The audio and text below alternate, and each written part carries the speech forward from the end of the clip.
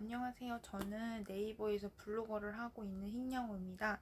5개월 전쯤에 집을 수리를 해야 돼서 전세를 구하려고 찾아보니까 청년 전세 대출이 있는 거예요. 저는 무직인데도 불구하고 최대 7천만 원까지 대출을 받아서 현재 지금 투룸에서 살고 있습니다. 백수인데 어떻게 대출이 가능하냐? 제가 했으니까 그거 알려드리려고 영상을 제작을 하게 되었고요. 지금부터 과정을 하나하나 상세하게 알려드리도록 할게요.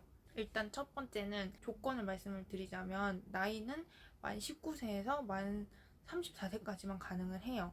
만약에 이제 34세가 넘어간다 싶으면은 안 되는 거죠. 조건이 일단 탈락. 두 번째는 무주택자여야 돼요. 집이 없어야 돼. 청년 전세 자금 대출은 최대 7천만 원까지 가능해요. 7천만 원까지. 근데 이게 100%가 아니고 90%예요. 그 전세 집이 가격이 7천만 원이다 싶으면 7천에 90%면 79, 63에서 6,300만 원까지 나오고 700만 원 내 돈으로 대출이 된다는 거죠. 두 번째 과정 같은 경우는 카카오뱅크 앱을 실행을 하게 되면 전세 자금 대출 받는 그 카테고리가 있거든요. 그 카테고리를 누르게 되면 언제 이제 입주를 할 건지 뭐 오피스텔인지 빌라인지 다주택인지 그런 거를 이제 클릭을 하게 되거든요. 한도 조회를 하는 건데 한도 조회를 했을 때 나오는 금액 그대로 거의 나온다고 보시면 되거든요. 왜냐면 나의 한도나 이런 신용 같은 거를 토대로 그게 나오는 거기 때문에 크게 문제가 있지 않는 이상 금액대로 나온다고 보시면 돼요. 두 번째 같은 경우는 이제 집을 구해야죠.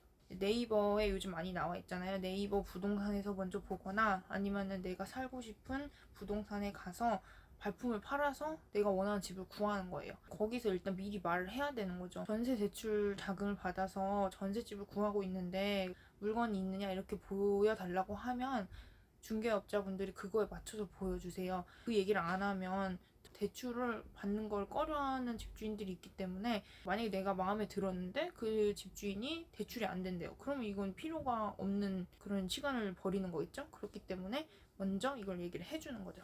내가 원하는 집을 구했어요. 그 다음에 이제 세 번째는 등기부 등본을 떼봐야 돼요. 요즘에 뭐 깡통 전세나 이런 것도 되게 많이 있는데 그 집에 융자가 빚이 얼마나 있는지 소유권이 어떻게 되는지 미리 알아보고 이 집을 구해야지 나중에 내가 계약이 만료됐을 때도 돈을 돌려받을 때 최소한으로 그런 피해를 덜 받기 때문에 일단 등기부 등본은 무조건 떼봐야 돼요. 네이버 포털에서 등기부 등본 하면 이제 정부에서 떼는 게 있는데 수수료가 700원인데 디스코 앱이라고 검색을 하시면 무료로 등기부 등본을 떼볼 수가 있어요. 그래서 그 등기부 등본을 떼보시면 됩니다. 계약을 할 때는 계약금은 5%에서 10% 정도를 내거든요. 공인중개사께서 그 계약금 영수증이랑 전세 계약서를 주거든요. 전세 계약서를 일단 받잖아요. 바로 동사무소에 가서 확정일자 도장을 받아야 돼요. 그 다음에 이제 카카오뱅크 앱을 다시 켜가지고 심사 신청하는 란이 있어요. 계약서 영수증, 확정일자 찍은 전세 계약서, 그리고 본인 신분증 이렇게 해서 보내주면 한 2, 3일 만에 바로 심사 결과가 나오거든요. 그리고 이제 마지막에는 잔금일날 잔금을 치르고 나면 대출 과정은 끝이 나는 겁니다. 잔금 치르는 거는 부동산에 가서 그 대출 실행 앱을 다시 키면 집주인 계좌를 입력하는 게 있거든요. 내 계좌로 돈을 받아서 내가 집주인한테 주는 게 아니고 그 집주인한테 바로 돈이 가고 나머지 부족한 부분은 이체를 시키는 거죠. 그렇게 되면 이제 계약이 완료가 되는 거예요.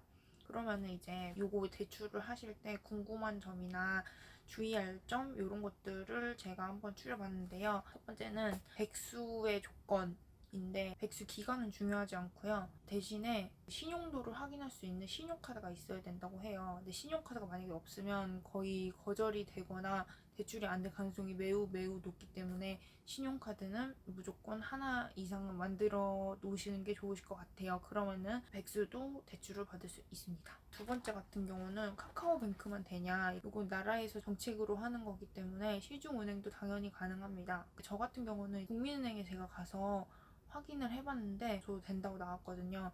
근데 금리를 봤을 때 카카오뱅크는 1.78%였고 국민은행은 1.89%였어요. 그래서 카카오뱅크를 선택을 하게 된 것이고 카카오뱅크가 되게 절차가 간단하거든요.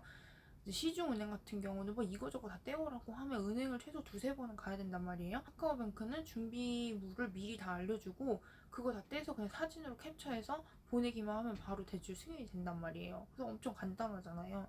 그래서 저도 카카오뱅크를 하게 된 거예요. 세 번째 같은 경우는 부모님이 집이 있는데 받을 수 있느냐? 받을 수 있어요. 내가 집이 없으면 됩니다. 저희도 부모님 집이 있어요. 근데 제가 집이 없잖아요? 그럼 됩니다. 네 번째, 이제 특약을 저는 꼭 하라고 말씀드리고 싶은데 저 같은 경우는 이 특약을 어떻게 했냐면 청년 대출 동의하며 심사에서 불가시 계약금 반환하도록 함 이렇게 특약사항을 제가 걸었어요. 근데 특약 같은 경우는 왜 꼭 필수로 하라고 하냐면 혹시라도 가조회를 했을 때 가능하다고 나왔는데 막상 대출 심사를 했을 때는 안 될 수가 있어요. 어떤 상황이 벌어질지 모르니까 특약을 걸어놔야 되거든요. 이게 특약 안 걸면은 만약에 내가 1억짜리 전세를 구하는데 계약금이 10%라고 해요. 10%면은 1,000만 원이잖아요. 대출이 만약에 안 되는 거. 그럼 1,000만 원 그냥 잃는 거거든요. 미연에 방지하기 위해서 특약을 거는 게 좋아요. 만약에 특약을 안 해준다. 그 집이 아무리 좋아도 거르는 게 저는 좋을 것 같아요. 왜냐면 이제 특약을 안 해주는 집주인들 같은 경우는 이제 카카오뱅크가 제3금융권인 줄 알고 안 해주시는 분들도 있고, 두 번째는 이제 내가 계약을 했는데 만약에 다른 사람들도 뭐 마음에 들어서 그 집을 계약하려고 할 수도 있잖아요. 근데 그 사이에 너랑 계약해서 내가 이제 다른 사람이랑 계약을 못했지 않느냐, 그럼 나는 이제 손해본다 이렇게 생각하는 분들도 있는데, 솔직히 심사 기간이 이틀에서 3일이면 되는데 그 사이에 다른 계약자를 못 구해서 내가 손해를 봤다? 이게 계약금을 먹겠다는 것밖에 안 되거든요. 그리고 나서 융자 있는 집은 웬만하면 걸르는 게 좋다. 융자가 이제 집에 빚이 얼마나 있느냐 그건데, 빚이 있어도 사실 대출이 가능할 수는 있어요. 근데 이제 나중에 내가 돈을 다시 돌려받아야 되잖아요. 일단 집에 빚이 있는 사람은 내 전세 자금으로 빚을 먼저 갚을 거 아니에요? 그 사이에 그 집주인이 어떤 데다 또 대출을 받고 뭘 했는지 내가 알 수가 없잖아요. 계약이 끝났을 때 내가 돈을 바로 돌려받아야 되는데 그런 걸 못 받을 수 있을 가능성이 있으니까 가급적이면 융자가 없는 집으로 하는 게 좋고, 또 융자가 너무 많으면 전세 반환 보증금을 못 들 수가 있어요. 그리고 이제 세 번째는 집을 계약을 할 때 어떤 거를 봐야 되냐 싶은 건데, 뭐 곰팡이 있거나 수압이 낮거나 결로가 있거나 마음에 드는데 만약에 그런 문제점이 있다 하면 집주인한테 그런 부분 뭐 도배를 해달라, 변기를 뚫어달라, 뭐 이런 거를 미리 사전에 얘기를 해서 내가 살 때는 최소한의 불편함이 없도록 하는 게 좋겠죠.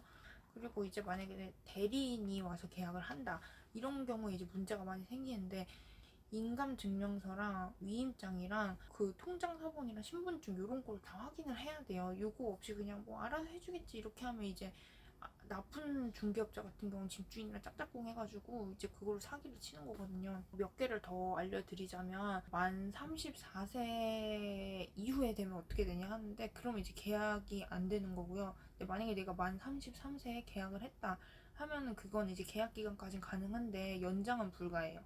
이제 그 이상은 안 된다는 거 아시면 되고, 대출 상환 방법 같은 경우는 보낼 때는 이제 집주인한테 돈이 바로 갔잖아요, 대출금이. 나중에 계약이 끝났을 때는 집주인이 제 계좌로 일단 보내고 카카오뱅크 전용 계좌에다가 대출금을 상환을 하는 거예요.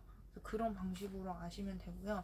대출금을 중간에 갚아야 되냐 이런 질문도 되게 많은데, 청년 전세 자금 대출이 진짜 좋은 게 나중에 만기일 때 대출을 그냥 다 갚아도 되는 거예요. 대출금을. 저 같은 경우는 아예 그냥 대출금 안 갖고 있거든요. 만기 됐을 때 저는 이제 일시에 상환하는 그런 거를 저는 할 거고, 만약에 만기가 됐는데 돈을 제대로 안 갚으면 요건 제 신용도가 계속 떨어진다고 하더라고요. 가급적이면은 만기가 됐을 때 돈을 다 갚는 게 제 신용도를 위해서 좋습니다. 자, 이렇게 제가 백수면서도 최대 7천만 원 전세 자금 대출을 받은 과정들을 설명을 해드렸는데요. 저도 이제 예전에 월세를 잠깐 산 적이 있는데 한 25만 원 주고 살긴 했는데, 그때는 방도 되게 적고 진짜 집이 후졌어요. 지금은 공간도 2배인 투룸에서 살고 있고 집도 조금 더 나은 곳에서 월 10만 원으로 살고 있는데, 이거 완전 개꿀이잖아요. 이게 그리고 만 34세 이하인 청년들한테만 주는 혜택이기 때문에 이런 제도를 잘 이용을 하셔가지고 아까운 월세를 조금이라도 줄이시길 바랍니다. 제가 블로그만 하고 영상은 이번이 처음이라서 되게 많이 어색한데 도움이 되셨을까요? 도움이 되셨을 거라 생각이 들고 블로그 링크도 제가 아래다가 다 달아 놓을게요. 거기다 이미 상세하게 적어놨기 때문에 그걸 보시면 조금 더 이해가 잘 가실 거라고 생각이 듭니다. 그러면 저는 다음 영상도 열심히 준비해서 돌아오겠습니다.